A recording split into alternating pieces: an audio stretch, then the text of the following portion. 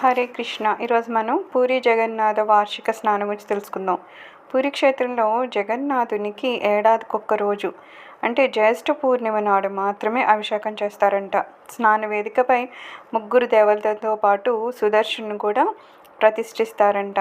ఆ తర్వాత జగన్నాథునికి 35 కలశాలతోనూ, బలరాముడికి 33 కలశాలతో, సుభద్రమ్మకి 22 కలశాలతో, సుదర్శకుడికి 18 కలశాలతోనూ అభిషేకం చేస్తారంట.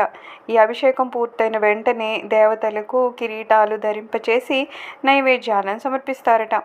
అభిషేకించిన జలాన్ని భక్తులకు తీర్థంగా ఇస్తారట. పూరి జగన్నాథుడు స్నాన పూర్ణిమ రోజున మాత్రము గణనాథుడిగా దర్శనమిస్తారంట. అభిషేకం పూర్తయిన తర్వాత నైవేద్య సేవ పూర్తి కాగానే ఆలయ అర్చకులు జగన్నాథుడు బలభద్రులను గజముఖాలతో అలంకరిస్తారంట. దీన్నే గజానన వేషము అంటారు. స్నాన పూర్ణిమ ఉత్సవం పూర్తయిన వెంటనే జగన్నాథుడితో పాటు మిగతా ముగ్గురు దేవతలను ఆలయ ప్రాంగణంలోని ఓ చీకటి మందిరానికి తరలిస్తారు. 15 రోజుల పాటు ప్రత్యేకమైన సపర్యలు చేస్తారు. ఈ 15 రోజులు భక్తులకు జగన్నాథుని దర్శనం లభించదు. అందుకు బదులుగా గర్భాలయంలో ఒక పెద్ద పటాన్ని ఏర్పాటు చేస్తారట. దీన్నే పట్టచిత్ర అంటారట.